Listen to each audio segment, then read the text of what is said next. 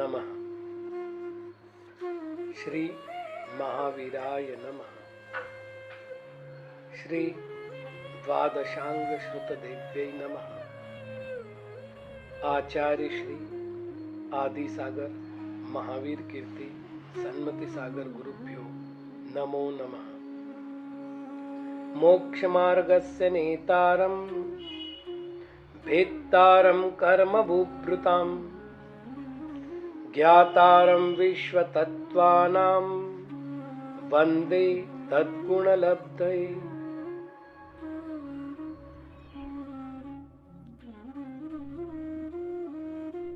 चार अधिकारों के द्वारा जीव तत्व का वर्णन किया गया था। अब अजीव तत्व का वर्णन प्रारंभ कर रहे हैं। अजीव तत्व के दो भेद हैं, एक अजीव काय, एक अजीवा काय। सबसे पहले अजीव काय का वर्णन करते हैं। अजीव काया धर्मा धर्माकाश पुद्गलाः, जो अजीव भी है और बहुप्रदेशी भी है, उनको अजीव काय कहते हैं। इसमें अस्थिकाय द्रव्यों का ग्रहण है और वो भी अजीवास्तिकाय ग्रहण द्रव्य का ग्रहण है। वे चार है: धर्म, अधर्म, आकाश और पुद्गल। काल क्यों नहीं लिया? क्योंकि वो अजीव तो है लेकिन काय नहीं है। जीव क्यों नहीं लिया? क्योंकि काय तो है किंतु अजीव नहीं है। अतः 6 द्रव्यों में से 2 द्रव्यों का ग्रहण यहां नहीं किया गया, शेष द्रव्य का ग्रहण किया गया है। एक और महत्वपूर्ण विषय है कि जब भी द्रव्यों के नाम आते हैं उनका क्रम दिया है: जीव, उद्गल, धर्म, अधर्म, आकाश और काल। अतः जो वर्णन आता है वह भी इसी प्रकार प्राप्त होता है। किंतु यहां पर धर्म का पहले ग्रहण किया है, अर्थात धर्म, अधर्म, आकाश को तो क्रम से ग्रहण किया है और अंत में पुद्गल का ग्रहण किया है। तो क्रम भंग जो किया गया है उसके पीछे ग्रंथकर्ता का एक प्रयोजन सिद्ध होता है और वह है कि व्यवस्था को संक्षिप्त रूप से प्ररूपण करने की विधि। ये विषय हम आगे समझ सकेंगे। यहां तो केवल इतना ही समझना पर्याप्त है कि सूत्र में कथित 4 द्रव्य अजीव काय हैं। द्रव्याणि, ये द्रव्य भी है जो गुणों के द्वारा प्राप्त किए जाते हैं या गुणों को प्राप्त करते हैं, उनको द्रव्य कहते हैं। तो ये चारों अजीव काय तो थे ही, साथ में द्रव्य भी है। तो क्या द्रव्य इतने ही हैं? तो नहीं, जीवाश्च, जीव भी द्रव्य है। अब यहां पर प्रश्न है कि जीव तो एक है, अतः यहां पर एक द्रव्य होने के कारण से जीवः शब्द चाहिए था। जीवाः क्यों किया? तो उत्तर ये है कि जीव शब्द अनेक जीवों का वाचक होने से बहुवचनात्मक रखना आवश्यक था। च शब्द से किनका ग्रहण करना है कि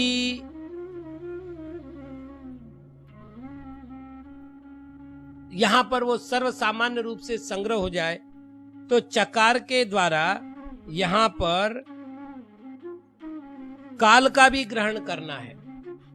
अर्थात अजीव काया नाम से जिनको हमने संग्रहित किया था वे चार तो द्रव्य है ही, जीव भी द्रव्य है और काल भी द्रव्य है। तो चकार से काल को लेना है और जीव को तो लिया है। एक विशेष बात यह है कि जीव के जो 9 अधिकार कहे हैं, उन 9 अधिकारों को ग्रहण करने के लिए भी यहाँ पर जीव के साथ बहुवचन का प्रयोग किया है, ऐसा कुछ विद्वानों का मत है। नित्यावस्थितान्य रूपाणि, ये जो द्रव्य होते हैं इनमें कौन सी विशेषताएं पाई जाती है?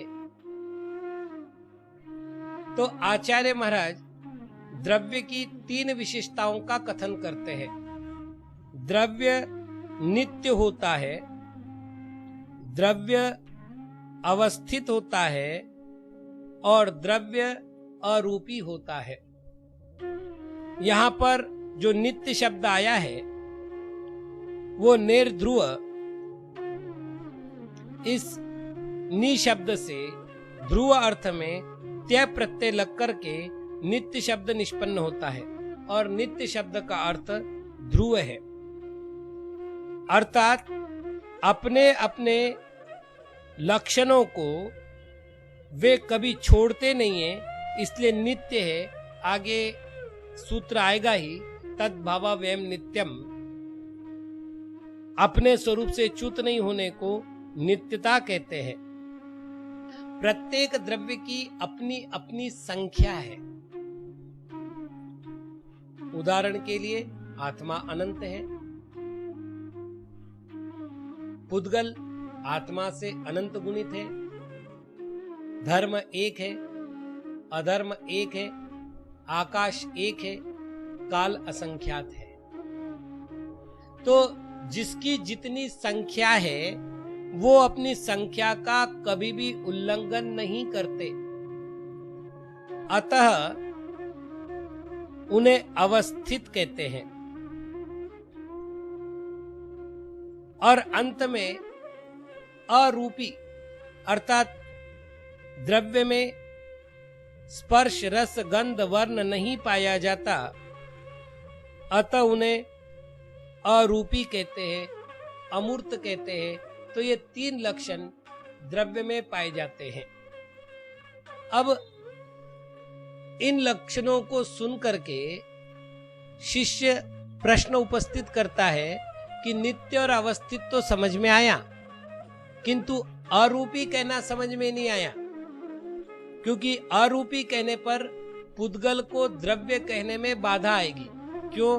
क्योंकि आपने खुद ने कहा कि जो नित्य है, अवस्थित है और अरूपी है वो द्रव्य है, पुद्गल रूपी है अतः द्रव्य नहीं है। तो कहीं ऐसा विपर्यास न हो जाए, अतः आचार्य महाराज विधि सूत्र को बताने के बाद अपवाद सूत्र का कथन कर रहे हैं। विधि सूत्र में सभी को आलंबन बना करके कथन किया जाता है और अपवाद सूत्र में विशेष धर्म का कथन अथवा विशेष वस्तु का कथन किया जाता है। तो यहाँ सूत्र दे रहे हैं रूपिणः पुद्गलाः। पुद्गल रूपी होता है, अर्थात आप देखिए अरूपिणः द्रव्याः, ऐसा कहने के बाद जो दोष प्राप्त होना था उसको निराकरण करने के लिए अपवाद सूत्र दिया है। यह अपवाद सूत्र ध्यान रखिएगा। तो पुद्गल रूपी होता है। यहाँ रूपी का अर्थ क्या करना है? तो रूपादि संस्थान के परिणाम को ही रूपीपना कहते हैं, अर्थात जिनको रूप पाया जाता है उनको रूपी कहते हैं। तो प्रश्न है, क्या रूपी शब्द का अर्थ या केवल रूपवान लेना है? तो आचार्य महाराज पूज्यपाद स्वामी स्पष्ट रूप से कहते हैं ऐसा नहीं, क्योंकि रस, गंध, स्पर्श ये रूप के अविनाभावी है, और जो अविनाभावी होते हैं वो साथ साथ होते हैं। अतः रूप को प्रमुख किया गया और रस, गंध, स्पर्श को गौण किया गया, और गौण मुख्य की अपेक्षा से यहाँ उनका ग्रहण हो जाता है। तो जब हमने रूपिणः पुद्गला कहा तो फिर हमें ये कहना पड़ेगा स्पर्शिनः पुद्गलाः, गंधिनः पुद्गलाः या रसिनः पुद्गलाः। अब एक प्रश्न आएगा कि जब ऐसा कहा जा सकता है तो फिर अरूपी कहने की बजाय अस्पर्शवान कह देते, अर्थात कह देते स्पर्शवान पुद्गलाः, ऐसा कह देते रसवान पुद्गलाः, ऐसा कह देते गंधवान पुद्गलाः। ऐसा न कह करके रूपवान पुद्गल क्यों कह रहे हैं? प्रश्न समझ में आए ना? पुद्गल में 4 गुण है, स्पर्श, रस, गंध और वर्ण। इन 4 में से किसी का भी ग्रहण कर लेते। रूप तो अंतिम है, स्पर्श, रस, गंध, वर्ण में से, तो अंतिम वाले को ग्रहण क्यों किया गया? तो इसके 2 कारण हो सकते हैं। अंत ग्रहण करने के बाद साहचर्य से पहले से लेकर के मध्यवर्ती सारे गुणों का अंतर्भाव हो जाता है, अथवा दूसरी युक्ति यह है कि रूप का व्यापार प्रसिद्ध है। जैसे मैंने कोई वस्तु देखी तो चक्षु इंद्रिय दूर से ही उस वस्तु के विषय में जान लेता है, लेकिन उसका गंध जानना हो तो मुझे उसके निकट जाना पड़ेगा, रस जानना हो तो और निकट जाना पड़ेगा, स्पर्श जानना हो तो निकट जाना पड़ेगा। अर्थात उनका व्यापार प्रसिद्ध नहीं है, लेकिन रूप का व्यापार प्रसिद्ध है। अतः रूपी कहने मात्र से व्यवस्थित रूप से पुद्गल के विषय में समझा जा सकता है। अतः यहाँ पर रूपिणः इस शब्द का प्रयोग किया गया है, ऐसा जानना चाहिए। आकाशादेक द्रव्याणि। अब यहां पर बड़ा अच्छा शब्द प्रयोग है। अर्थात पर्यंत, आकाश पर्यंत, आकाशात, आकाश पर्यंत एक द्रव्याणि, एक द्रव्य होते हैं। अब आकाश पर्यंत का अर्थ हम क्या लेवे? तो हमें यहां पहले सूत्र को लाना पड़ेगा। पहले सूत्र में हमने कहा था धर्म, अधर्म, आकाश और पुद्गल। आप देख लीजिएगा वहां पर ऐसा क्रम क्यों रखा था। हमने वहां प्रश्न किया था कि जब सभी आचार्य ने पुद्गल, धर्म, अधर्म, आकाश और काल ये क्रम रखा है, तो उमा स्वामी महाराज ने धर्म, अधर्म, आकाश और पुद्गल ये क्रम क्यों रखा? तो यहाँ उसका उत्तर है, यदि पुद्गल को पहले रखते और आकाशादेक सूत्राणि रखते, एक द्रव्याणि, तो क्या दोष होता? पुद्गल भी एक द्रव्य हो जाता, जबकि पुद्गल एक द्रव्य नहीं है, अनंत द्रव्य है, अर्थात अनंत संख्या को धारण करने वाला द्रव्य है। जबकि जो सूत्र आचार्य महाराज ने रखा है उसके क्रमानुसार आकाश पर्यंत, अर्थात धर्म 1, अधर्म 2 और आकाश 3, ये 3 द्रव्य जो है वो एक द्रव्य है, अर्थात उनकी एक एक संख्या है। ये संक्षेप से कहा गया। अगला सूत्र भी इसी प्रकार की बात कर रहा है। निष्क्रियाणि च, च अर्थात और वो निष्क्रिय भी है। अब यहां पर क्रिया किसे कहते हैं, ये एक प्रश्न आता है। क्रिया शब्द के अनेक साधन हो सकते हैं, जैसे गमन, आकुंचन, प्रसरण वगैरह की क्रिया भी क्रिया कहलाती है। संस्कृत भाषा में धातु के मूल रूप को भी क्रिया कहते हैं। क्रिया शब्द से छोटा बड़ा होने को भी हम क्रिया कहते हैं। आम पहले कैरी अवस्था में था तो हरा था, खट्टा था। इधर आम बना, अर्थात कैरी से जब आम अवस्था में आया तो पीला हुआ, मीठा हुआ, तो रस से रसांतर हुआ है। मधुर मतलब गंध भी उसकी बदल गई, गंध से गंधांतर हुआ है। पहले कठोर था, फिर बिलबिला हुआ, इसका अर्थ स्पर्श से स्पर्शांतर हुआ है। और हरा था, पीला हुआ, वर्ण से वर्णांतर हुआ है। तो ये सारी क्रिया ही तो हुई। और आचार्य महाराज ये कह रहे हैं कि ये निष्क्रिय होते हैं, तो यहाँ क्रिया का अर्थ क्या करें? तो अनेक अर्थों में से आचार्य महाराज को जो अर्थ यहाँ स्वीकार है वो ये है, उभय निमित्त वशाद उत्पद्यमानः पर्यायो द्रव्यस्य देशांतर प्राप्ति हेतु क्रिया। आचार्य पूज्यपाद महाराज लिखते हैं कि उभय वशात अर्थात बाह्य और अभ्यंतर कारण के निमित्त से, अब बाह्य और अभ्यंतर कारण के द्वारा जो उत्पन्न होने वाले पर्याय है, वो पर्याय द्रव्य के एक क्षेत्र से दूसरे क्षेत्र को प्राप्त कराने में हेतु होती है। ऐसी वह क्रिया धर्म, अधर्म, आकाश द्रव्य में नहीं पाई जाती, अतः वे तीनों द्रव्य निष्क्रिय है। अब ये क्यों कहना पड़ रहा है ऐसा? क्योंकि एक तरफ हमने कहा कि प्रत्येक द्रव्य में उत्पाद व्यय द्रव्य होता है, ये आगे कहेंगे। तो जब प्रत्येक द्रव्य में उत्पाद होता है, व्यय होता है, तो व्यय होना भी तो एक क्रिया है, अर्थात नाश होना भी एक क्रिया है, और उत्पन्न होना भी एक क्रिया है, अर्थात उत्पत्ति क्रिया भी एक क्रिया है। तो यदि हमने कह दिया कि धर्म, अधर्म, आकाश द्रव्य में निष्क्रियपना है, क्रिया नहीं होती, तो कहीं ऐसा अर्थ ना करे कि उसमें उत्पाद व्यय नहीं होता।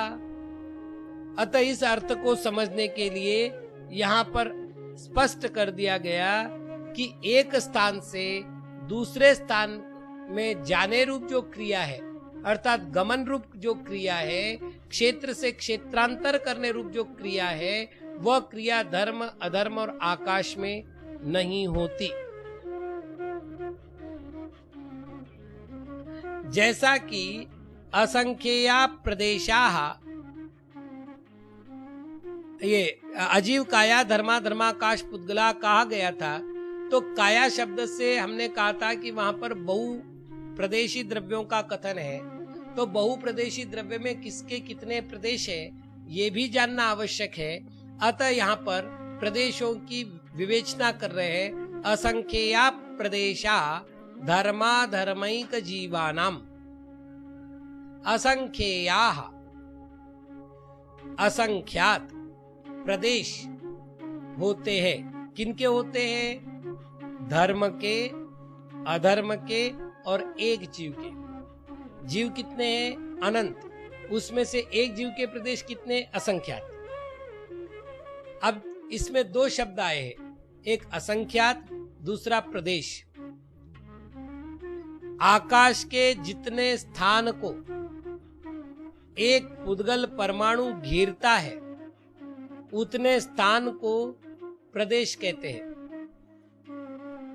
जावदियम आयासम अविभागि पुग्गलानुवट्टदम तम कुपदेशम जाने, ये प्रदेश का लक्षण है। जितने आकाश प्रदेश को एक पुद्गल परमाणु ने व्याप्त कर रखा है, उतने इस क्षेत्र को प्रदेश कहा जाता है। अब यहाँ पर असंख्यात शब्द का प्रयोग है। असंख्यात किसे कहते हैं? तो जिनकी संख्या पाई जाती है उनको संख्यात कहते हैं, अर्थात गणना को संख्यात कहते हैं। जिनकी गणना नहीं कर सकते उनको असंख्यात कहते हैं, और जिनका अंत नहीं होता उसे अनंत कहते हैं। ये एकदम व्यावहारिक परिभाषा हुई, किंतु आगम की परिभाषा थोड़ी सी इससे पृथक है। धवलाकार आचार्य श्री वीरसेन जी महाराज लिखते हैं कि जो मतिश्रुत ज्ञान का विषय है वो संख्यात है, जो अवधि ज्ञान का विषय वो असंख्यात है, और जो केवल ज्ञान का विषय बनता है वो अनंत है। तो यहाँ असंख्यात कह रहे हैं, अर्थात मतिश्रुत ज्ञान के द्वारा इन प्रदेशों की संख्या नापी नहीं जा सकती, अतः उनको असंख्यात शब्द का प्रयोग है। तो प्रदेशों की अपेक्षा धर्म द्रव्य, चूंकि ये एक ही है इसलिए इनके साथ एक विशेषण लगाने की आवश्यकता नहीं। अधर्म द्रव्य एक ही है, अतः इनके साथ विशेषण लगाने की आवश्यकता नहीं।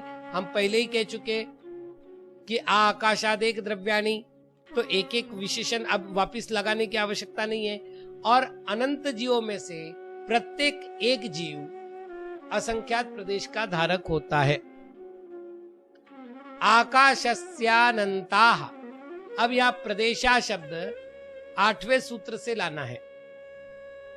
आकाशस्य, आकाश के, अनंताः प्रदेशाः, अनंत प्रदेश होते हैं।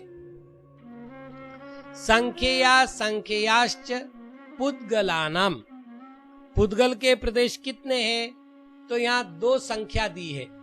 एक तो दी है संख्येय संख्या और दूसरी दी है असंख्येय संख्या।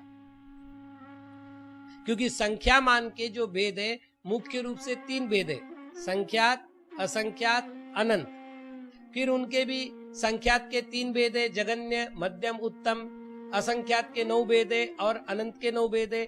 वहां युक्ता संख्यात, परिता संख्यात, असंख्याता संख्यात, जगन्य में युक्त्यानंत, परितानंत और अनंतानंत, ऐसे 3-3 भेद करो और उसके उत्तम, मध्यम, जगन्य करो तो 9 भेद हो जाएंगे।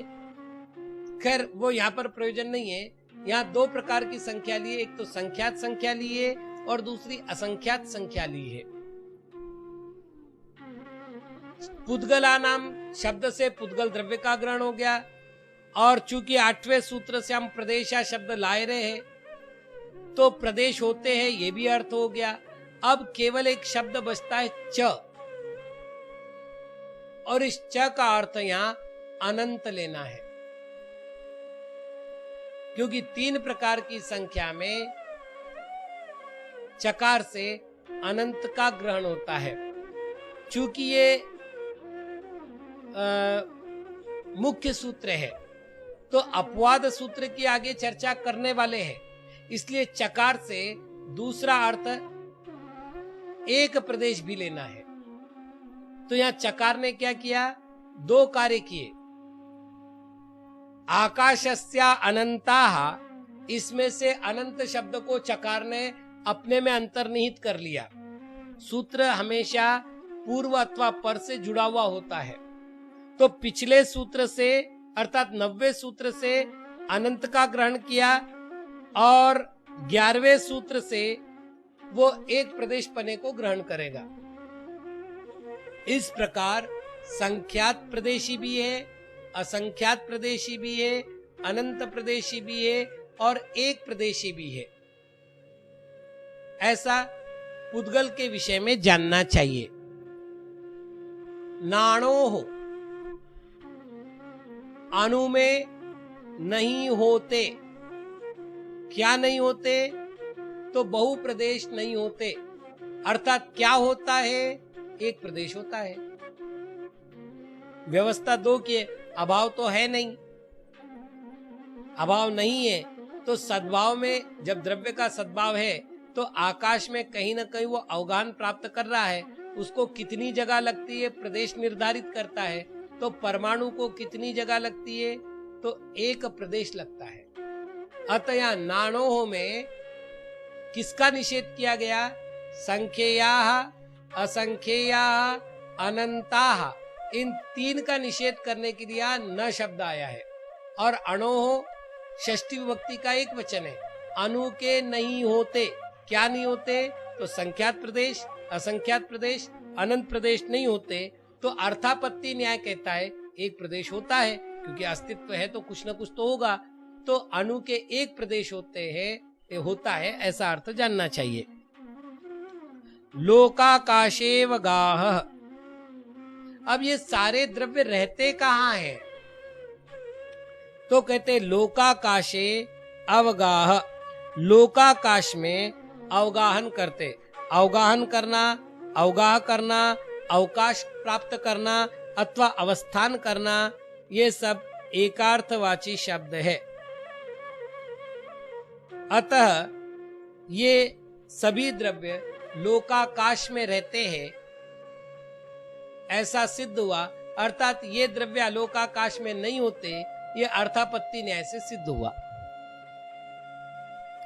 धर्मा धर्मयोः कृत्स्ने, तो महाराज ये तो समझ में आ गया कि ये सारे द्रव्य लोकाकाश में रहते हैं। तो जैसे अब देखना,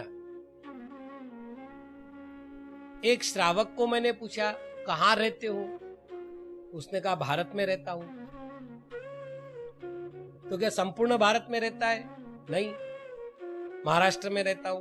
क्या संपूर्ण महाराष्ट्र में रहता हूं? नहीं। औरंगाबाद में रहता हूं। क्या संपूर्ण औरंगाबाद में रहता हूं? तो जब वो कम करते करते जाएगा तो वो अंत में अपना स्थान बताएगा। तो यद्यपि लोकाकाश 343 घन राजू प्रमाण है, तो क्या ये सर्वत्र सभी द्रव्य पाए जाते हैं या किसी एक कोने में? जैसे घर में रहता है का अर्थ पूरे घर में तो नहीं रहता, घर के किसी एक कोने में रहता है। तो क्या वैसे किसी लोकाकाश के कोने में ये द्रव्य पाए जाते? ऐसे कई सारे प्रश्न आएंगे। तो उसका समाधान करने के लिए या उनका व्यवस्थित क्षेत्र बता रहे हैं। मतलब लोकाकाशेवगाह ये बहुआयामी सूत्र था। अब प्रत्येक द्रव्य की अपेक्षा से उनके क्षेत्रों की चर्चा कर रहे हैं। तो पहले दो द्रव्यों की चर्चा कर लेते हैं। धर्मा धर्मयोः कृत्स्ने, धर्म और अधर्म का अवगाह शब्द लाना है पिछले सूत्रों से। तो धर्म और अधर्म का अवगाह कृत्स्ने, कृत्स्न का अर्थ होता है संपूर्ण, संपूर्ण लोक में होता है। मतलब यहाँ पर कृत्स्ने शब्द क्यों आया? तो पिछले सूत्र में लोकाकाशे शब्द था, सप्तमी विभक्ति का एक वचन, और चूंकि लोकाकाश आधार है अतः सप्तमी विभक्ति आएगी। और एक नियम है, जब भी विशेषण विशेष्य संबंध होगा तो विशेष्य का जो विभक्ति और विशेष्य का जो वचन होगा वही विशेषण की विभक्ति और विशेषण का वचन होगा। कृष्ण विशेषण है और लोकाकाश विशेष्य है। लोकाकाश सप्तमी विभक्ति का एक वचन है, अतः यहाँ पर सप्तमी विभक्ति का एक वचन किया गया। तो धर्म और अधर्म का निवास अर्थात अवगाहन संपूर्ण लोक में है, ऐसा इसका अर्थ होता है। एक प्रदेशादिषु भाज्यः पुद्गलानाम, भाज्यः विभाजन करना चाहिए। किनका? पुद्गलानाम। क्या पुद्गलों का? क्या अवगाहन। किसका प्रकरण चल रहा है? अवगाहन का। अतः पिछले सूत्र से अवगाह शब्द आएगा और पुद्गलों का अवगाह विभाजित करना चाहिए। कितने भागों में विभाजित करें? तो कहते एक प्रदेशादिषु, एक प्रदेश, दो प्रदेश, तीन प्रदेश, चार प्रदेश, संख्यात प्रदेश, असंख्यात प्रदेश, इस तरह से ग्रहण करना चाहिए। असंख्येय भागादिषु जीवानाम, असंख्यात भाग आदि में जीवानाम, जीवों का, और अवगाह शब्द पूर्ववत पीछे से लाना है, अवगाहन होता है। अब यहां पर एक प्रश्न है, सरल सरल सूत्र बनता असंख्येय भागेषु जीवानाम। आदि शब्द की आवश्यकता क्या है? तो केवल वो असंख्यात्व भाग में नहीं रहता। जब लोक पुराण आदि समुद्घात होते तो लोक पुराण समुद्घात में वो पूरे की पूरे लोकाकाश प्रमाण अर्थात कृत्स्ने हो जाता है। प्रत्येक की अवगाहना भिन्न भिन्न है और उस अवगाहना के कारण से उनकी प्रदेश संख्या भिन्न भिन्न है। तो असंख्यात भाग से लेकर के पूर्ण लोक तक जो भी व्यवस्थाएं हो उसमें जीवों का अवगाहन होता है, ऐसा जान लेना चाहिए। प्रश्न है और बड़ा महत्वपूर्ण प्रश्न है। अन्य मतावलंबियों ने भी इस प्रश्न को उठाकर जैन तत्व व्यवस्था को असत्य सिद्ध करने का प्रयत्न किया। अब अपन देखें, लोकाकाश में प्रदेश कितने? तो असंख्यात। एक जीव के प्रदेश कितने? असंख्यात। तो कुल जीव कितने? अनंत। तो एक जीव के असंख्यात प्रदेश, तो अनंत जीवों के कितने प्रदेश हुए? तो अनंत गुणिले असंख्यात, इतने प्रदेश हुए। अब अपन एकदम सूक्ष्म गणित में नहीं जाए, एकदम स्थूल गणित की बात करें। अनंत जीव है और एक एक जीव के असंख्यात प्रदेश है, अतः अनंत गुणिले असंख्यात करते हैं तो जीव के प्रदेश आते हैं। पुद्गल कितने हैं? जीव से अनंत गुना। और उनके प्रदेश कितने हैं? तो संख्यात भी है, असंख्यात भी है, अनंत भी है और एक भी है। तो संख्यात, असंख्यात, अनंत और एक से हम अनंत पुद्गलों को गुना करें।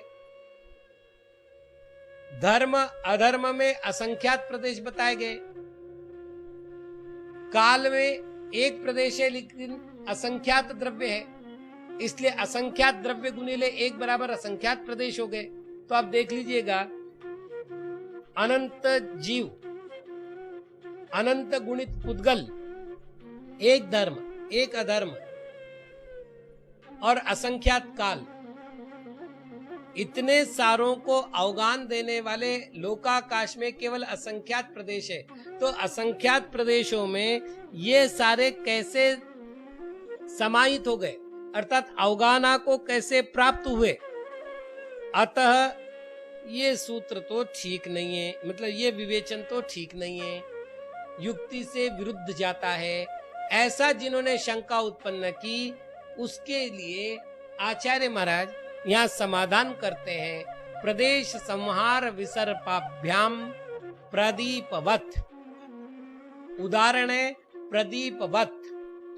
वत शब्द का प्रयोग करके, वत अर्थात के समान, प्रदीप के समान क्या होता है? तो प्रदेश संहार और प्रदेश विसर्प होता है। संहार का अर्थ संकुचित होना और विसर्प का अर्थ फैलना। तो प्रदेशों का संहार होता है, प्रदेशों का विस्तार होता है, फैलना होता है, और उसके कारण से ये स्थिति बनती है। अब कैसे बनती है उसको हम छोटे से उदाहरण से बताते हैं कि एक दीपक है, यदि किसी बर्तन में रख दिया जाए तो केवल बर्तन के क्षेत्र को प्रकाशित करता है। यदि बड़े बर्तन में रखा जाए तो बड़े बर्तन को प्रकाशित करता है, घर में रखा जाए तो घर को प्रकाशित करता है। उसी प्रकार तो वो जब छोटे बर्तन में गया तो क्या उसकी शक्ति कम हुई? प्रकाश की तो नहीं। फिर क्या हुआ? प्रकाश के प्रदेश जो फैलने थे वो सिकुड़ गए। और ऐसे ही जब कमरे में रखा गया तो फैल गए। तो प्रदेश का जैसे प्रदीप के प्रकाश का जैसे संहरण और विसर्पण होता है, वैसे द्रव्यों के प्रदेश का संहरण और विसर्पण होता है। उस अपेक्षा से, खासतौर से जीव द्रव्य की अपेक्षा ये कथन है, इस तरह से वह एक आदि भागों में भी निवास करता है। अब महाराज आपने द्रव्य बता दिए, द्रव्य के प्रदेश बता दिए, लेकिन इन द्रव्यों का फायदा क्या है?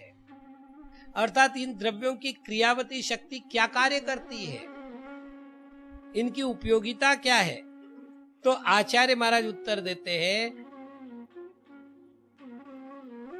गति स्थित्युपग्रहौ धर्माधर्मयो रूपकारः। अब यहां कैसे करना है? उपग्रह प्रथमा विभक्ति का द्विवचन है, तो उपग्रह शब्द दो बार लगाना है, गति उपग्रह और स्थिति उपग्रह, और दोनों को भिन्न भिन्न रखना है। फिर धर्माधर्मयोः, इसको भी दो भागों में बांटना है, धर्म और अधर्म। अर्थात गति नाम का, गति का उपकार करना, ये किसका उपकार है? धर्म का। और स्थिति में सहयोगी बनना है किसका उपकार है? अधर्म का। अर्थात जो जीव अथवा पुद्गल गमन करने के लिए उद्यत हो, उनको गमन क्रिया में जो सहयोगी बनता है उसे धर्म द्रव्य कहते हैं। और जो जीव और पुद्गल ठहरने के लिए उद्यत हो, उनको ठहरने के लिए अधर्म द्रव्य सहयोग करता है। ये सहयोग करना ही उसका उपकार है। आकाशस्यावगाह, आकाश का अवगाहन देना ही पिछले सूत्र से उपकार शब्द को लाना है। उपकार है अर्थात अवगाहन देना, रहने का स्थान देना। आकाश द्रव्य सभी द्रव्यों को रहने का स्थान देता है, ये उसका उपकार है।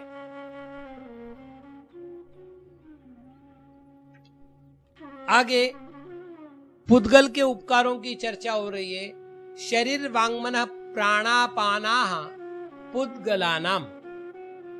उपकार शब्द अनुवर्तन से चल ही रहा है। पुद्गलों का उपकार क्या है?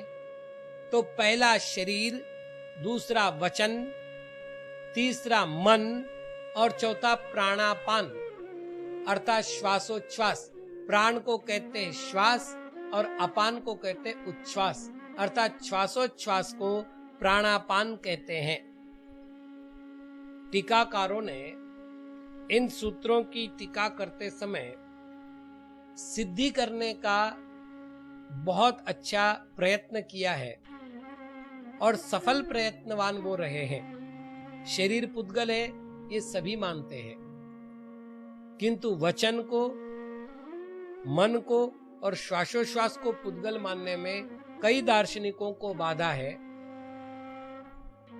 मैं यहां सामान्य प्ररूपण कर देता हूं क्योंकि विषय को समेटना भी आवश्यक है समय की मर्यादा में, अतः इनका विस्तार से कथन करना संभव नहीं है क्योंकि अभी तो इसकी क्रम व्यवस्था बची। पहले शरीर क्यों लिया, फिर वचन क्यों लिया, फिर मन क्यों लिया, फिर प्राणापान क्यों लिया, ऐसे बहुत सारे प्रश्न आ जाएंगे। केवल हम इसकी पुद्गलपना सिद्ध कर देते हैं, पुद्गल का उपकार सिद्ध कर देते हैं। सभी मानते हैं शरीर पुद्गल है, इसलिए उसमें कोई विचार करने लायक बात नहीं है। वचन जो है वो दो प्रकार के, द्रव्य वचन और भाव वचन। इनमें से द्रव्य वचन जो होते हैं वो पौद्गलिक है, ये तो स्पष्ट है, और भाव वचन भी जो है वो पुद्गल होते हैं। मन, द्रव्य मन और भाव मन के भेद से दो प्रकार का है। द्रव्य मन नियम से पुद्गल है, भाव मन भाव वचन की भांति कर्म से उत्पन्न होने के कारण और कर्म पुद्गल होने के कारण से पुद्गल है। और श्वासोच्छ्वास, एक बात ध्यान रखना, कर्म यदि पुद्गल नहीं होंगे तो कर्म का अवरोध आदि नहीं हो पाएगा, फिर औषधि लेना व्यर्थ हो जाएगा। क्योंकि असाता वेदनीय कर्म का उदय आने पर, साथ में अस्थिर नाम कर्म का उदय आने पर, साथ में वीर्यांतराय कर्म का उदय आने पर रोग होता है और औषधि लेने पर उनका उपशमन होता है। तो जिसका उपशमन बाह्य द्रव्य से होता है वो पुद्गल ही हो सकता है, दूसरा द्रव्य नहीं हो सकता। तो ये ऐसी युक्तियां आगम में दी गई है। ऐसे ही श्वासोश्वास अवरुद्ध होता है, इससे सिद्ध होता है कि जो अवरोध को प्राप्त हो रहा है वो पुद्गल ही होगा, क्योंकि जीव तो अवरुद्ध होता नहीं। तो ये चार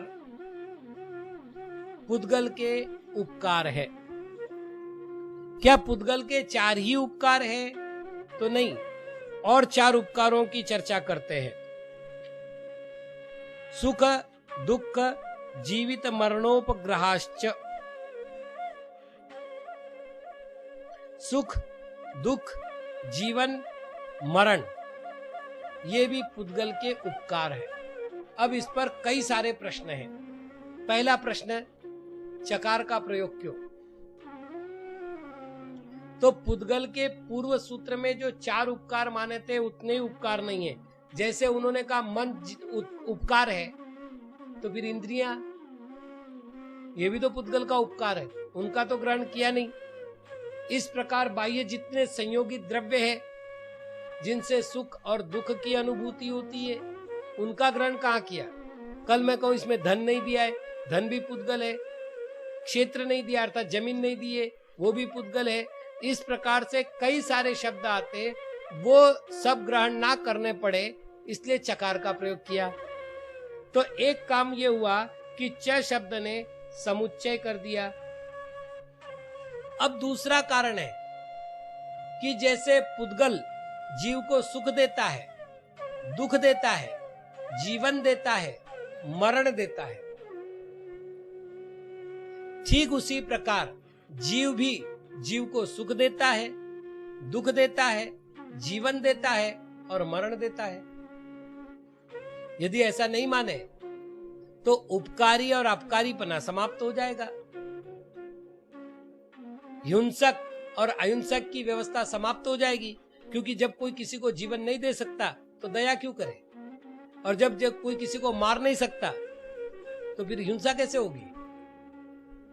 तो इस चकार से क्या करना है, पुद्गलानाम शब्द तो हमने पिछले सूत्र से लाया और उपकार और पहले से लाया, लेकिन अगले सूत्र में जो जीवानाम शब्द आएगा उसका भी यहां ग्रहण करना है। मतलब देखिए चकार से कितने काम कर रहे हैं हम। एक, जिनका कथन नहीं हुआ है ऐसे इंद्रिय आदि का भी ग्रहण कर रहे हैं।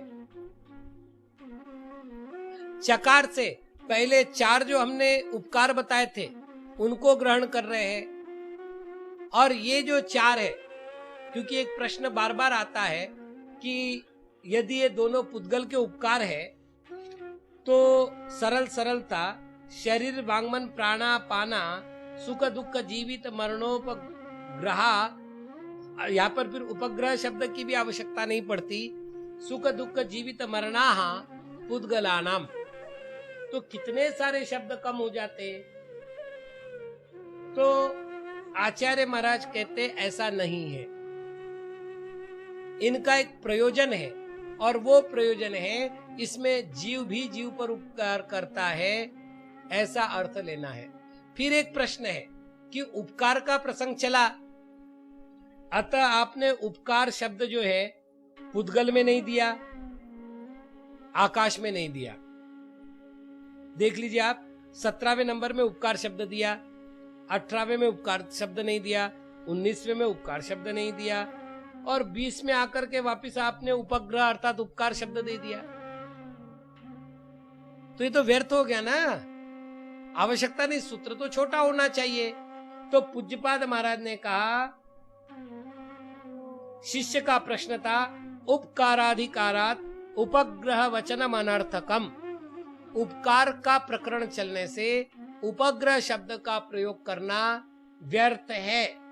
आचार्य कहते हैं नानर्थकम, नहीं व्यर्थ नहीं है, क्योंकि सोपग्रह प्रदर्शनार्थमिदम, अपना उपकार वो स्वयं करता है ये बताने के लिए भी, अर्थात पुद्गलों का पुद्गलकृत भी उपकार होता है ये बताने के लिए हमने यहाँ पर उपग्रह शब्द डाला है। अब पुद्गल पर उपकार कैसे करते हैं, तो देखिए बर्तन मलिन हो गए,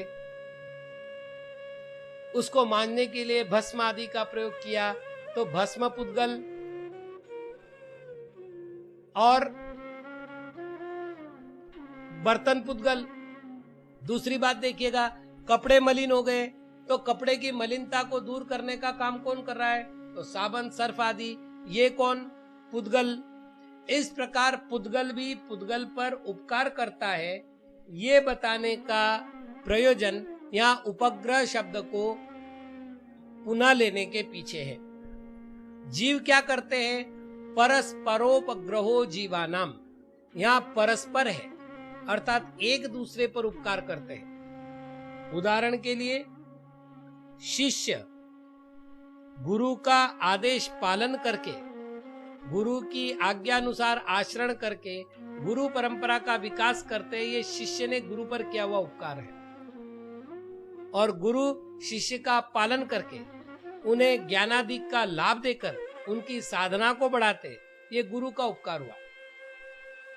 नौकर स्वामी की सेवा करके उन पर उपकार करता है और स्वामी नौकर को धनादिक दे करके उस पर उपकार करता है। इस प्रकार से परस्परोपग्रहो ये दोनों में। फिर यहाँ भी एक प्रश्न आएगा कि महाराज प्रकरण काय का चल रहा है, तो उपकार का चल रहा है, तो उपकार शब्द आपने पीछे से लाया ही है ना निरंतर रूप से। तो फिर यहाँ पर 21वें सूत्र में 20वें सूत्र में उपग्रह शब्द क्यों आए वो तो बता दिया, लेकिन अब इस 21वें सूत्र में आपने वापिस उपग्रह शब्द क्यों स्वीकार किया? तो आचार्य महाराज उत्तर देते हैं कि यहाँ पर पूर्वोक्त सुखादि चतुष्टय प्रदर्शनार्थम पुनः उपग्रह वचनम क्रियते। पहले जो सुख दुख जीवित और मरण ये 4 उपकार कहे हैं वो जीव पर भी करता है, ऐसा बताने के लिए उपग्रह शब्द का प्रयोग है। मतलब आप सोच लीजिएगा कि आचार्य महाराज के एक एक शब्द पर कितनी मीमांसा की जा सकती है और कितनी ही मीमांसा करने बाद भी उनकी सार्थकता किस प्रकार सिद्ध होती है, ये इन सूत्रों के द्वारा ज्ञात हो रहा है। काल द्रव्य क्या करता है? तो कहते वर्तना परिणाम क्रिया परत्वा परत्वेच कालस्य। वर्तना परिणाम क्रिया और परत्वा परत्व ये 4 उपकार कालकृत है। अर्थात प्रत्येक द्रव्य अपनी अपनी शक्ति के अनुसार परिवर्तन करता है, उस परिवर्तन में जो सहयोगी बनता है उसे वर्तना कहते हैं। तो वर्तना काल द्रव्य का उपकार है। दूसरा, एक धर्म की निवृत्ति करके दूसरे धर्म को उत्पन्न करने रूप जो द्रव्य की पर्याय होती है उसको परिणाम कहते हैं। अर्थात पर्याय से पर्यायांतर करने को परिणाम कहते हैं।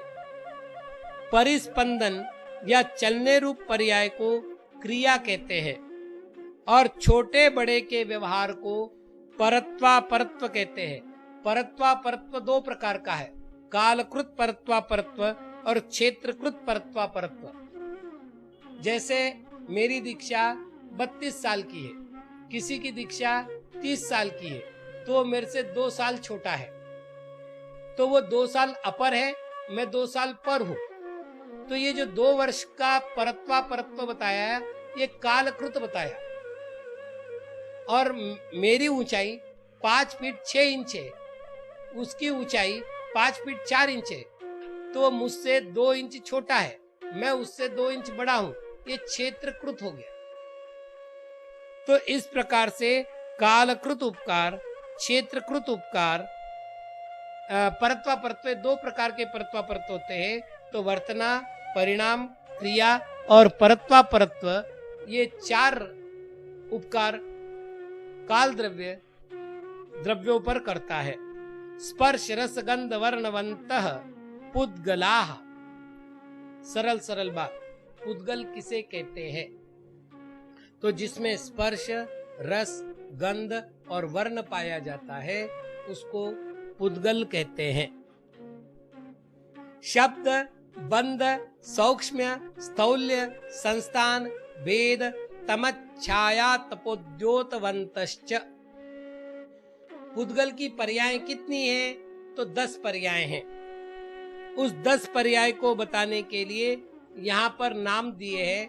पहला शब्द, दूसरा बंध, तीसरा सूक्ष्म, चौथा स्थूल, 5वां संस्थान, 6वां भेद, 7वां तम, 8वीं छाया, 9वां आतप और 10वां उद्योत।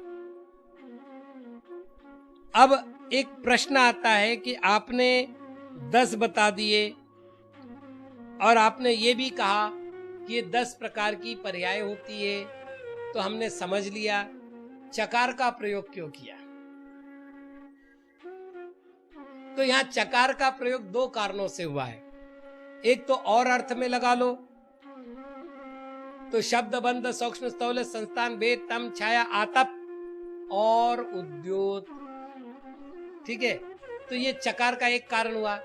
दूसरा कारण है इन 10 प्रकार के समुच्चय कर लो, ये 10 की 10 पुद्गल की पर्याय है, और नहीं तो फिर पुद्गल की और भी पर्याय है जिसका कि आचार्य पूज्यपाद स्वामी ने सर्वार सिद्धि में ग्रहण किया है।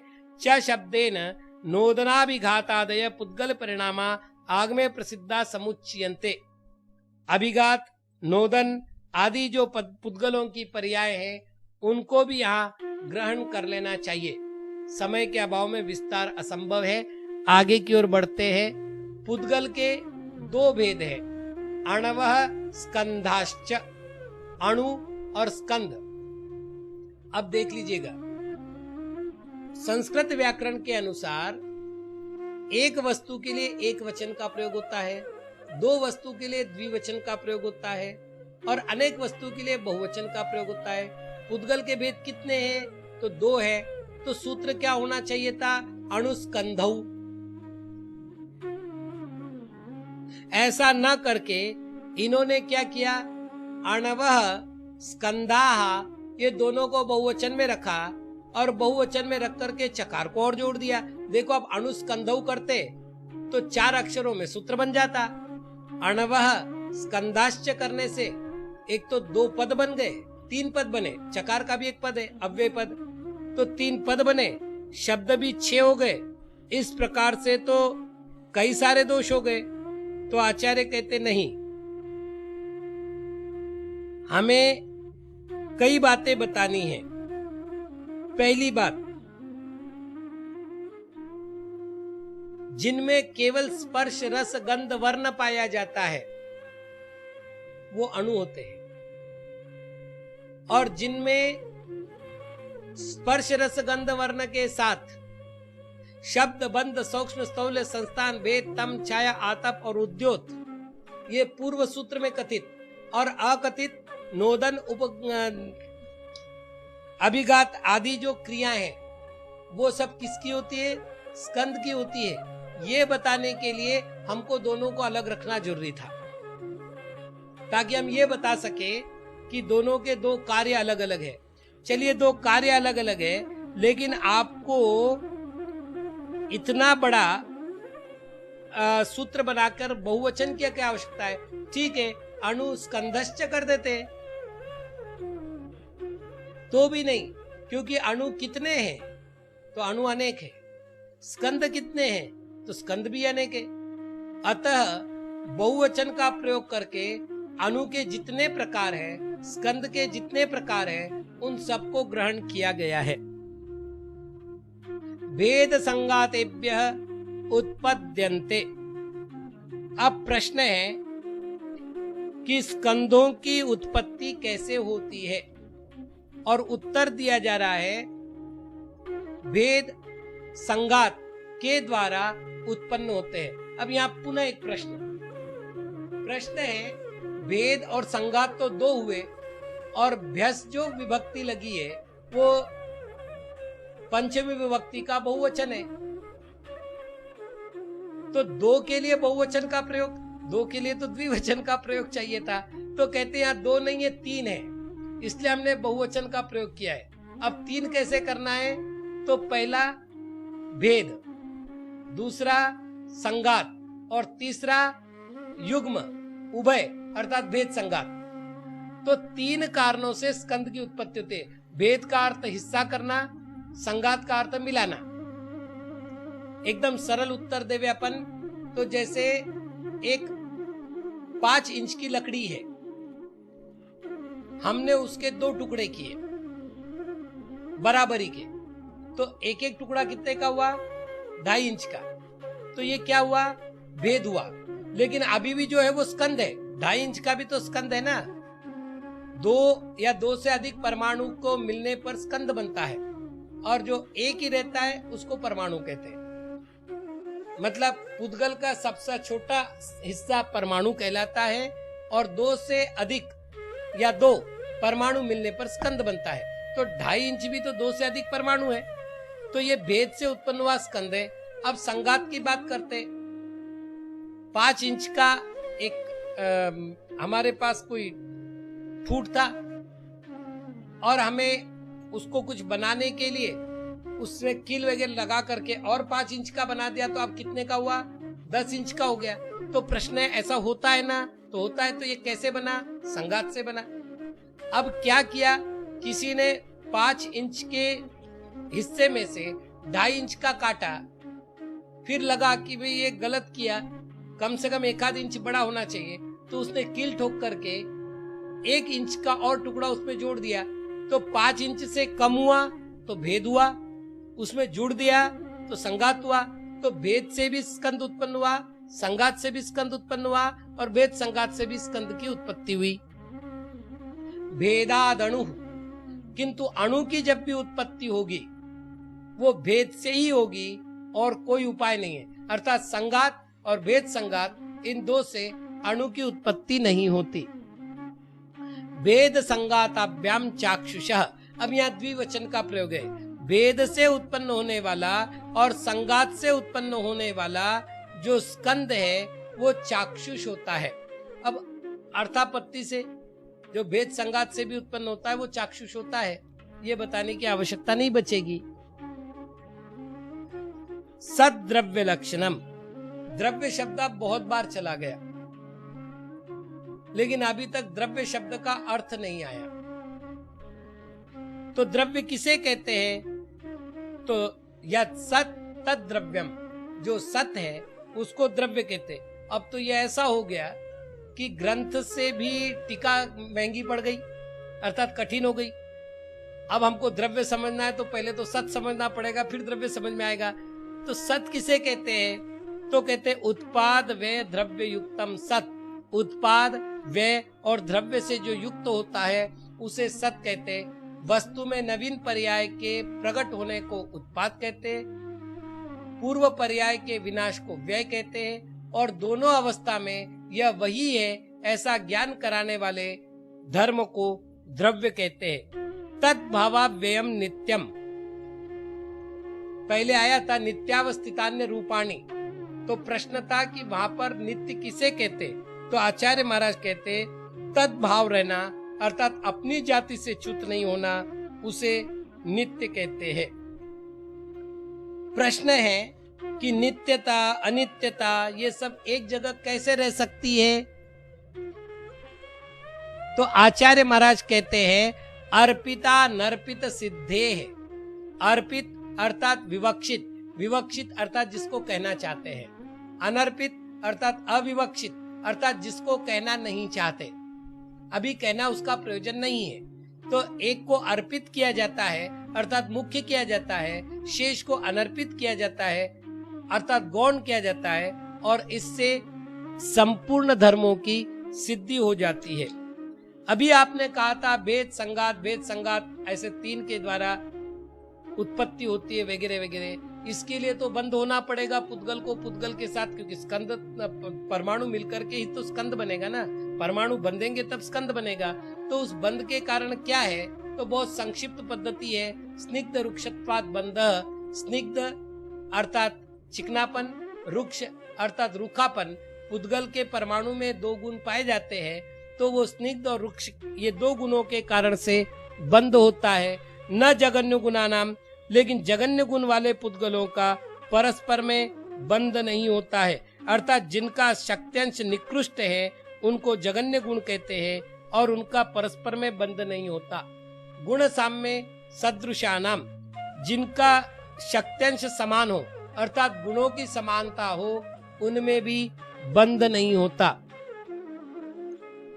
द्वैधिकादि गुणानाम तु, फिर बंध किनका होता है? जिनमें 2 गुण अधिक होते हैं उन्हीं के साथ बंध होता है। इसके लिए आचार्य पूज्यपाद महाराज ने उत्तर दिया है 2 गुण वाला परमाणु हो वो 4 गुण वाले परमाणु के साथ बंधन को प्राप्त होगा, ऐसे अर्थ करते जाना चाहिए। अब चूंकि ये पुद्गल परिणमन जो है ये भौतिक शास्त्र का विषय है और भौतिक शास्त्र में इसका काफी विस्तार पाया जाता है, लेकिन अब चूंकि 58 मिनट से अधिक हो चुका है, इस विषय को बंद भी करना है, अतः इसको हमारे लेख द्वारा ही समझा जाए कि पुद्गल के साथ कैसे बनता है और आधुनिक विज्ञान इस पुद्गल बंध को किस प्रकार स्वीकार करती है, अणुबम वगैरह की प्रवृत्ति, इस पुद्गल की शक्ति का कैसा विस्तार है, ये सारा आपको हमारे लेख से ही पढ़ना पड़ेगा। अभी तो हम सूत्र की ओर बढ़ते हैं। बंदे दिकौ पारिणामी कौच, बहुत सुंदर सूत्र है। जो बंद में अधिक होता है वो अल्प वाले को, अर्थात जिनके गुण में अल्पता है, वो उसको अपने रूप में परिणमन करा लेता है। और ये बिल्कुल लौकिक उदाहरण भी है। जैसे गीले गुड़ में अगर धूली जम जाती है और धूली की मात्रा कम हो तो गुड़ में चिपक जाएगी और कुछ दिन बाद वो गुड़ का आकार जैसा ही दिखेगी। तो बंद में जो अधिक है, गुड़ अधिक है और धूली कम है, तो वो अपने रूप में परिणमन कर ले जाएगा गुड़। गुण पर्ययवत द्रव्यम, एक तो सद्द्रव्यम कहा था, अब यहां पर उसी के लिए कह रहे हैं गुण पर्ययवत द्रव्यम, जिसमें गुण पाई जाती है, जिसमें पर्याय पाई जाती है, उसको द्रव्य कहते हैं।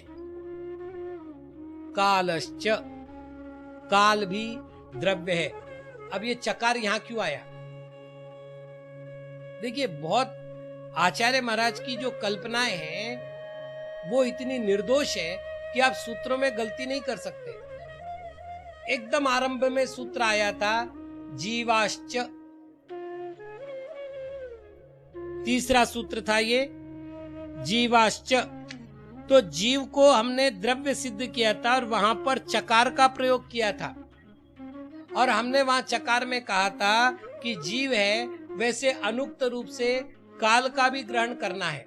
तो वहां काल का ग्रहण गौण रूप से हुआ था, क्योंकि वर्णन ही नहीं हुआ था। जिसका वर्णन है उसका ग्रहण कैसे करेंगे?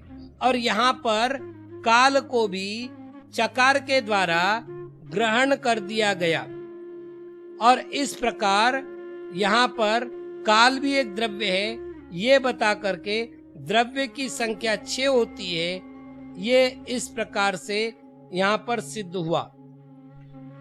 अब प्रश्न है कि काल कैसा है? तो कहते हैं सोनंत समय, वह अनंत समयों वाला है। जैसे पुद्गल के सबसे छोटे हिस्से को परमाणु कहते हैं, काल व्यवहार काल के सबसे छोटे समय को, छोटे हिस्से को समय कहते हैं। आज जिसको हम सेकंड कहते हैं, पहले सेकंड को हम सबसे छोटा हिस्सा मानते थे, लेकिन आज के तारीख में सेकंड के भी कई सारे हिस्से करने वाले यंत्र आ चुके हैं। इसका अर्थ है कि वो सेकंड भी स्थूल है। जैनागम के अनुसार जो अंतिम अवयव होगा काल का, उसको समय कहते हैं। अब 2 ही शब्द बचे, क्योंकि अभी कहा था गुण पर्यायवत द्रव्यम, तो प्रश्न है गुण किसे कहते हैं, प्रश्न है पर्याय किसे कहते हैं। तो दोनों का उत्तर दे रहे हैं द्रव्याश्रया निर्गुणा गुणाः, जो द्रव्य के आश्रय से रहते हैं लेकिन जिनके आधार पर कोई गुण नहीं होता, उनको गुण कहते हैं। या जो द्रव्य को अन्य द्रव्य से पृथक करते हैं, उनको गुण कहते हैं। ऐसे परिभाषाएं मिलती है आलाप पद्धति वगैरह में। यहाँ जो परिभाषा है वो है गुण नियम से द्रव्य के आश्रय से रहते और सदा रहते। लोग ये कह सकते हैं पर्याय भी तो द्रव्य के आश्रय से होती है, पर्याय भी द्रव्य के आश्रय से होती है, किंतु वो सदा नहीं रहती।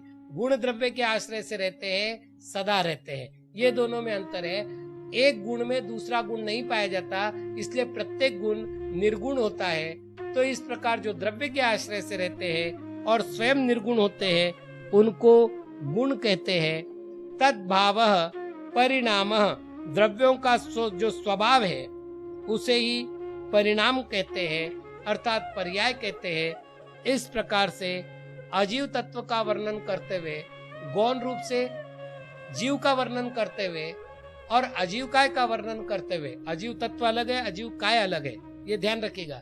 अजीव काय में 4 द्रव्य है, किंतु अजीव तत्व में 5 द्रव्य है। अजीव काय में काल द्रव्य नहीं है, किंतु अजीव तत्व में काल द्रव्य है।